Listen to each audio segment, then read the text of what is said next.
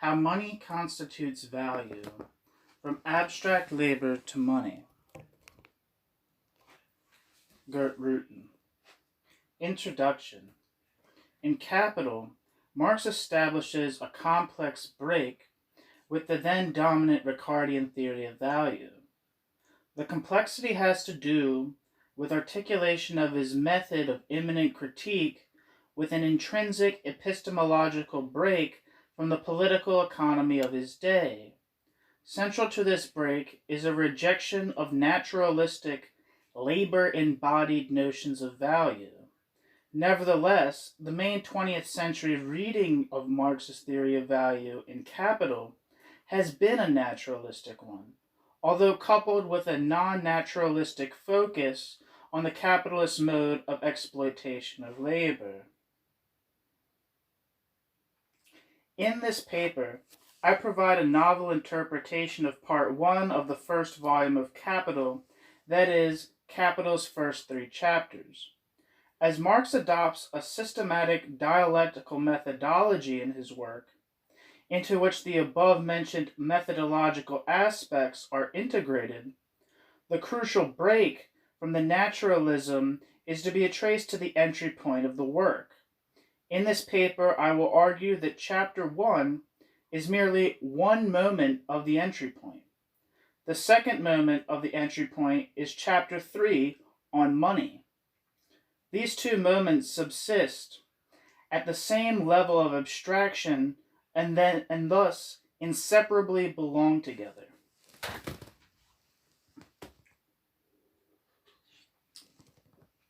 My paper is restricted to these chapters. However, my reading has consequences for the interpretation of all of Capital. This paper is historiographic, and hence I abstain from presenting my own value-form theoretical views. There is thus no question of agreement or disagreement with Marx involved, other than those aspects that emerge from a process of internal critique. Section 1 sets out the general problematic.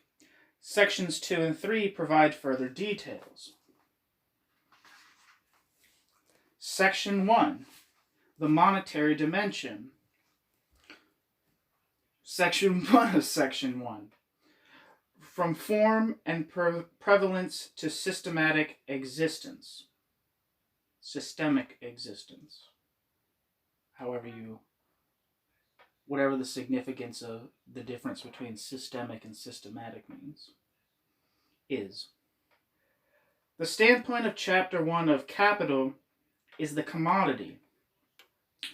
The relatively brief Chapter 2 on the process of exchange posits the prevalence of money in practice. Although Chapter 1 already posits the form of money, nevertheless money itself, that is, money's systemic existence, is derived only in Chapter 3.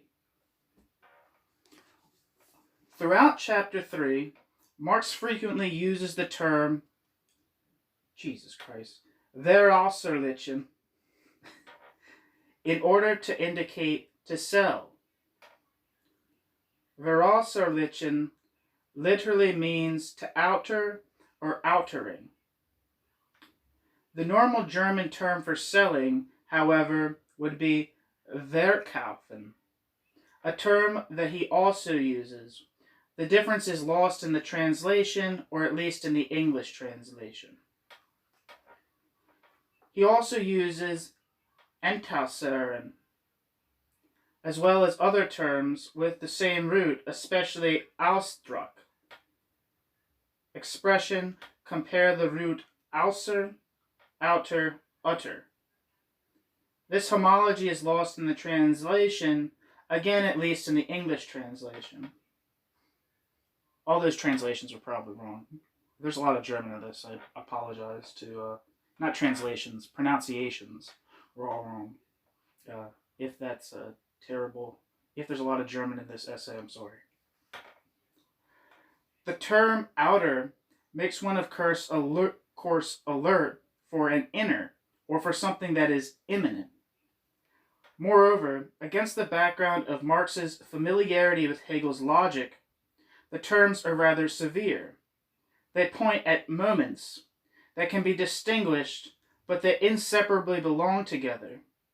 At the end of the first section of chapter 3, Marx writes, Die Preisform Dude, fuck that. It's in German. The standard English translation is, the price form therefore implies both the exchangeability of commodities for money and the necessity of exchanges. The translation loses the sense of outering contained in Veraußerlichkeit and Veräußerung.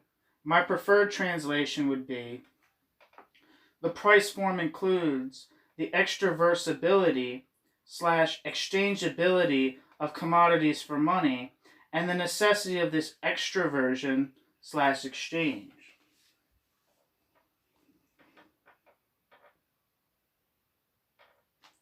Section 1.2.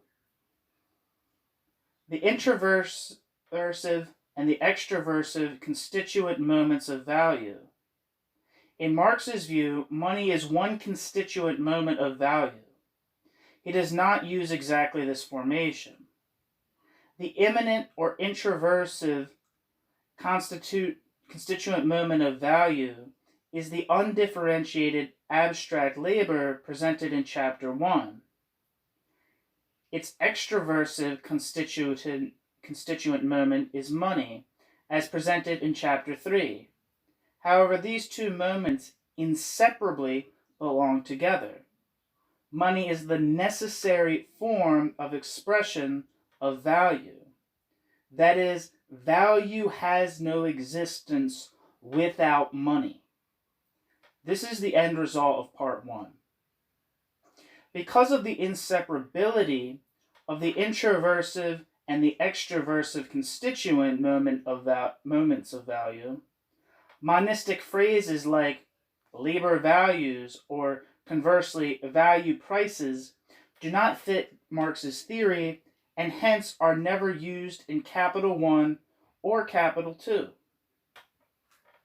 Another way of saying that value has no existence without money is that value is without exception of monetary dimension.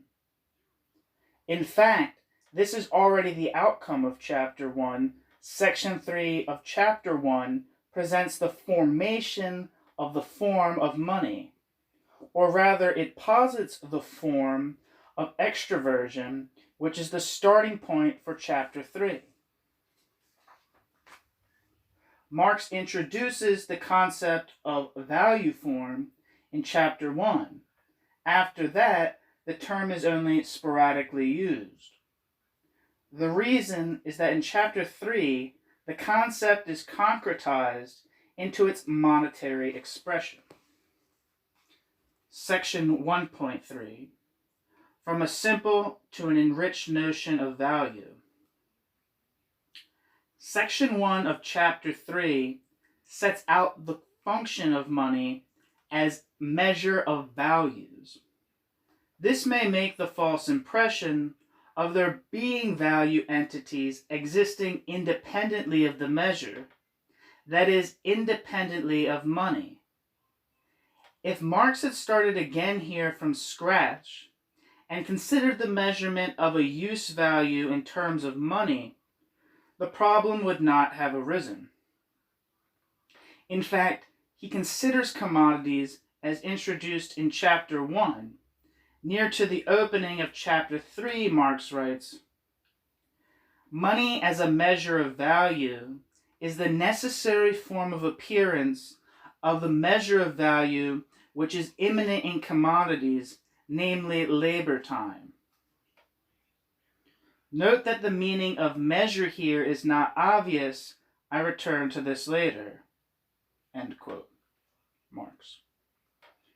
If my interpretation is accepted, we move from a simplified notation of value, that of Chapter 1, to an enriched one, that of the full Part 1, each indicated with one term, value.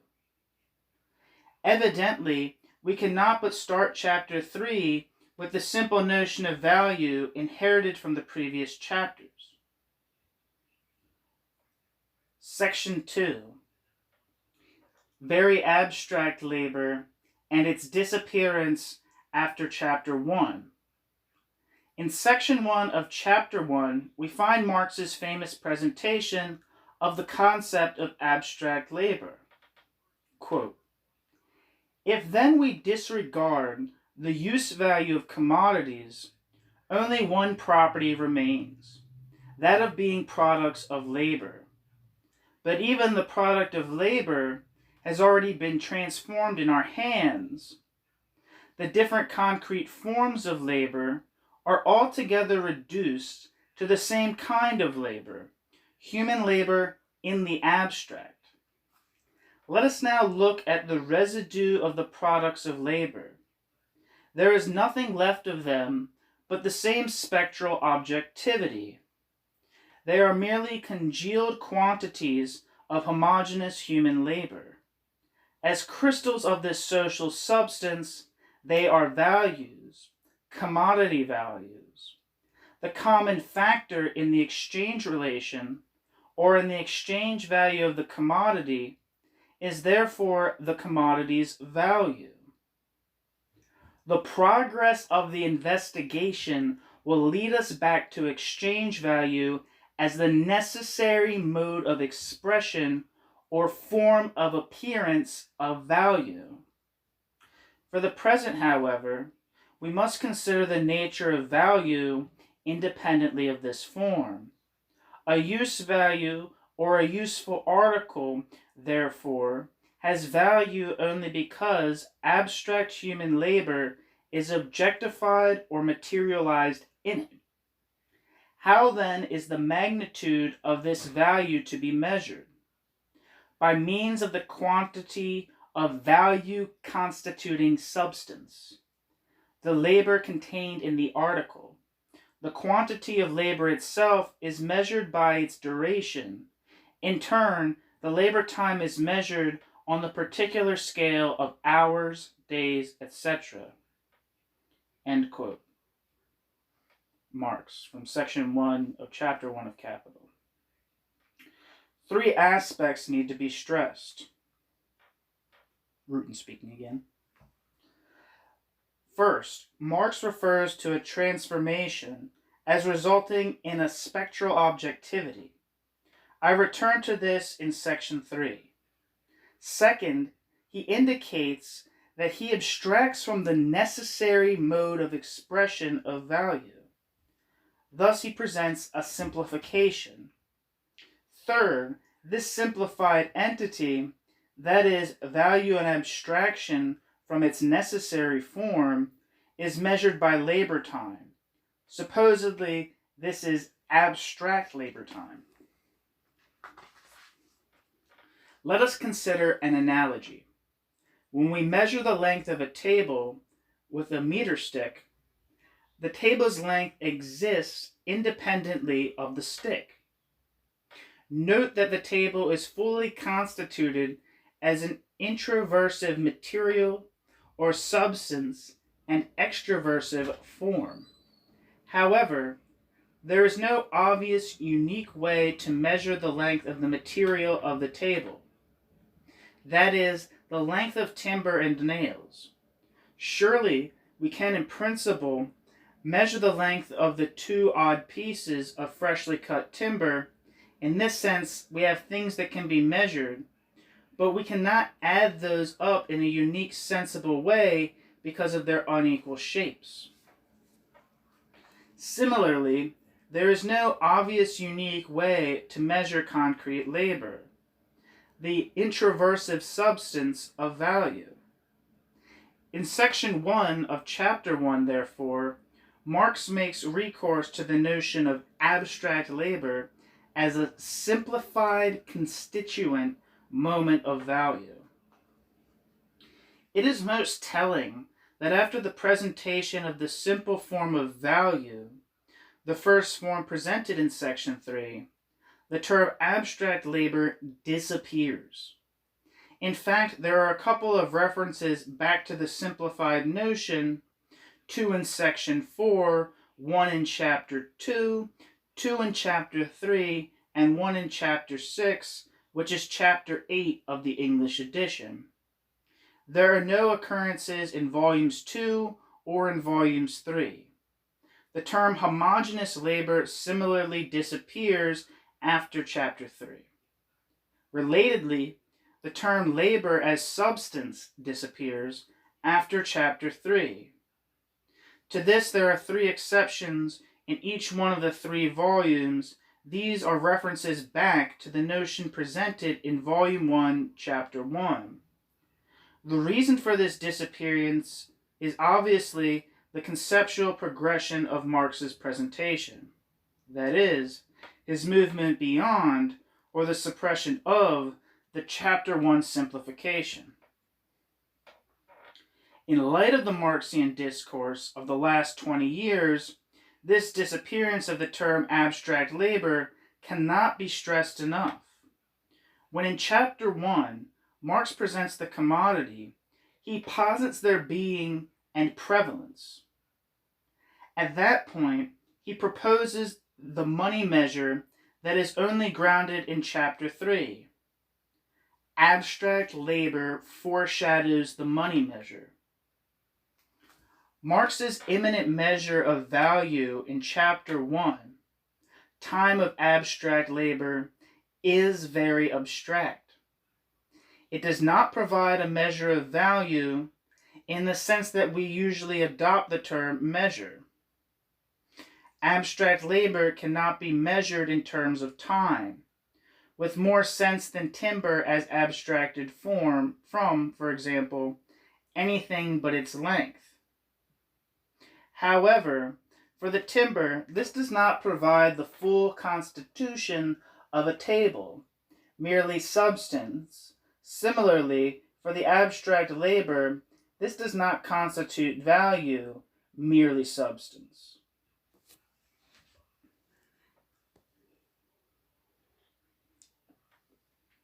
I use the term very abstract labor because in the literature on Marx, the term abstract labor has become somewhat worn out. It seems often identified with a quantitative part of concrete labor. 1. Producing at average conditions of production, hence it is said necessary. 2. For the product of which there is demand, hence it is said necessary, that contributes to production in a particular sense, productive labor, hence it is said necessary. These issues can be announced, however, there is no way of knowing them or measuring them prior to the market. Thus, the abstract labor has no determinate existence. Abstract labor has a dimension of time, but paradoxically, it cannot be measured unless we assume that abstract labor equals concrete labor, thus abstract from abstract labor. Rather, value is fully constituted only when we have money. Money in the market measures abstract labor and so determines abstract labor, so to speak. However, in reality, at this point of the presentation, the term abstract labor is superfluous. We have value. Marx never uses the phrase labor theory of value. Marx provides an imminent critique of, as well as a break from, Ricardian notions of value. The notion of very abstract labor indeed implies that Chapter 1 does not present a labor theory of value in any quantifiable sense. From this again derives the conclusion that abstract labor, a fortiori, cannot be quantitatively implanted into lower levels of abstraction, and to repeat, Marx does not do this. Section 3, money's measuring, ideal transubstantiation. Time for a coffee break.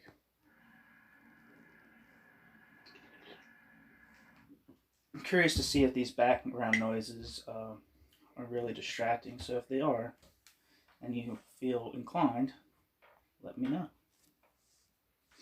Because it would be a lot easier to do these videos if I can just do them whenever and not when everyone that I live with is asleep.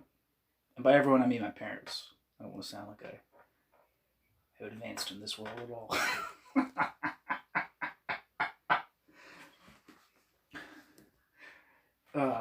3.1, Section 3.1, Idealities. In this section, I expand on the core of Chapter 3, money's measuring. I begin with a long quotation from early on in the chapter, which I take to be programmatic. It shows, first, that the value of an entity is a purely ideal form. This denies ontologically real embodiment. Second, the measurement in terms of money is an ideal act. It is performed through an imaginary equalization with money. Third, as a result, the second performance can be established by imaginary money. The price or money form of I'm quoting now. Quote, this is Marx. The price or money form of commodities is like their form of value generally, quite distinct from their palpable and real bodily form. It is therefore a purely ideal or imagined form. Although invisible, the value of iron, linen, and corn exists in these very things. It is imagined through their equality with gold or relation to gold, even though this haunts their heads, so to speak. Even if this only haunts their heads, so to speak. The guardian of the commodities must therefore lend them his tongue, or hang a ticket on them, in order to communicate their prices to the outside world. Since the expression of the value of commodities in gold is purely ideal, we may use purely imaginary or ideal gold to perform this operation. In its function as measure of value, money therefore serves as merely imaginary or ideal money. End quote. Marx. Sip time.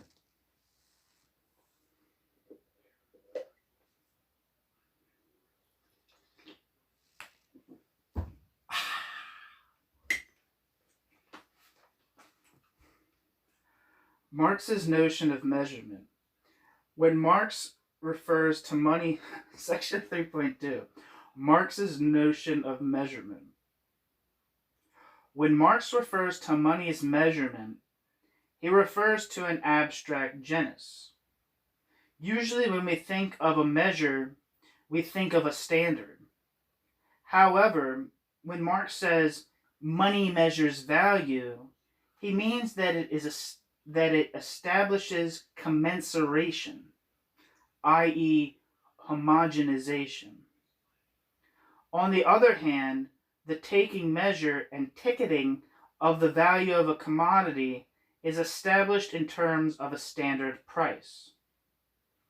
The distinction between this measurement in general and the specific taking measure by way of a particular standard is most important. Marx's terminology might seem idiosyncratic, in current language that is. However, in Hegel's logic, both of Hegel's logic's versions, we have a similar usage of the term measure. In hindsight, this also sheds light on Marx's usage of immanent measure for the chapter 1 moment of value.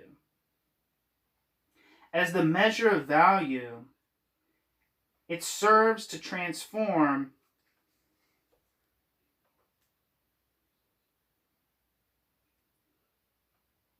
hold on.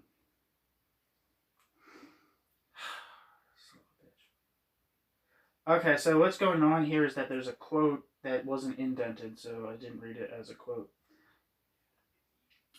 Quote, as the measure of value, it, money, serves to transform the values of all the manifold commodities into prices, into imaginary quantities of gold, that is, money in general.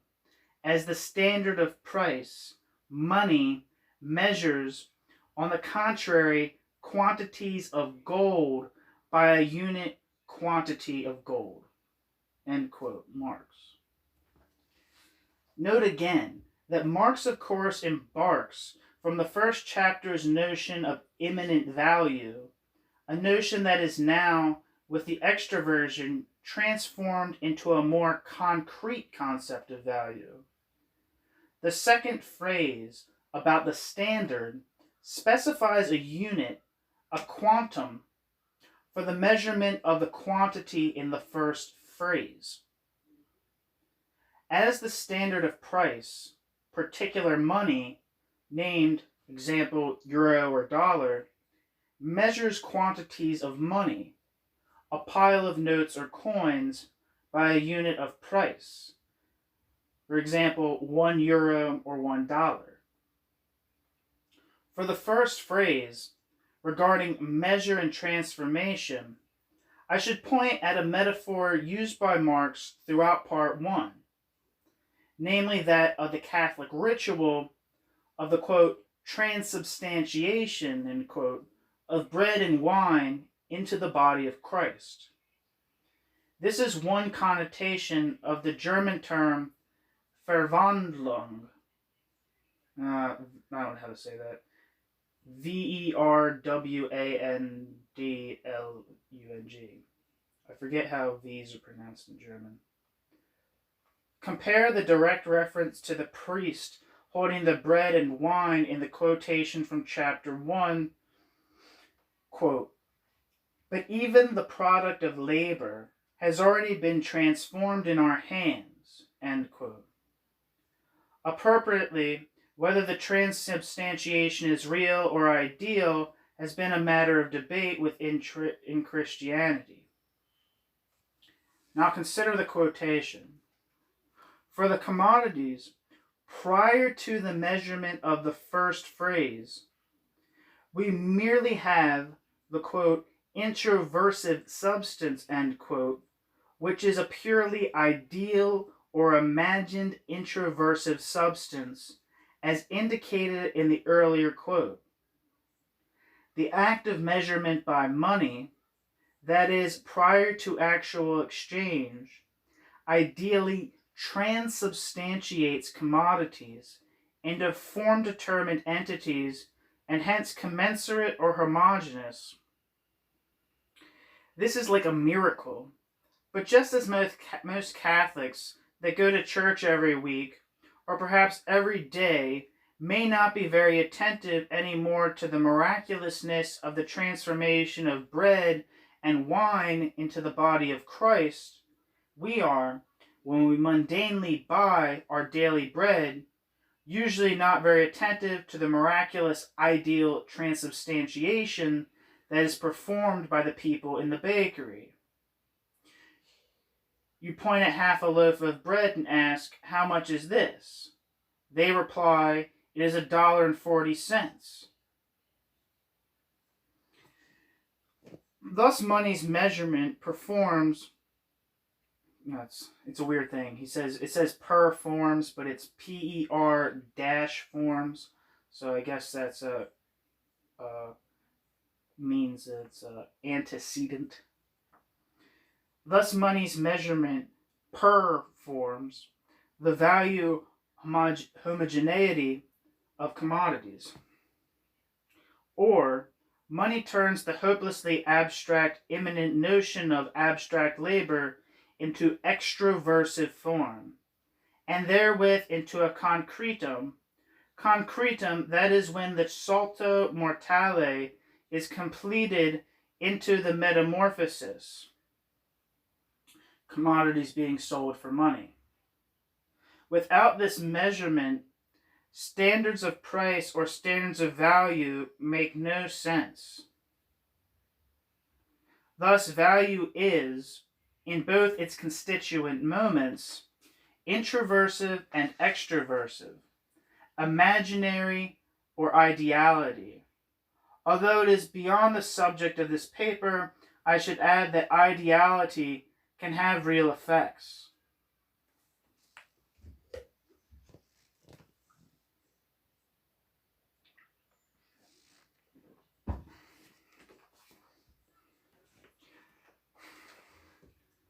Imaginary measurement by imaginary money.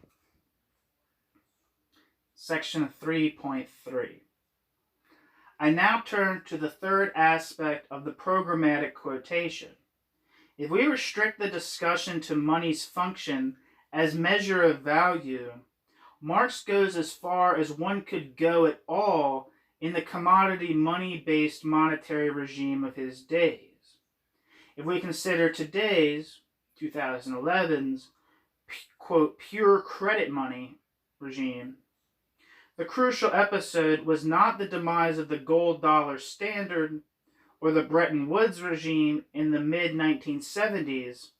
The latter is the tail. Tail. I don't know what the fuck that means. Crucial is the national irredeemability of banknotes and the prevalence of money of account at all, imaginary money. Thus, the ideal Verwandlung is accomplished by ideal or imaginary money, or, from a perspective of pure credit money, by nominal money.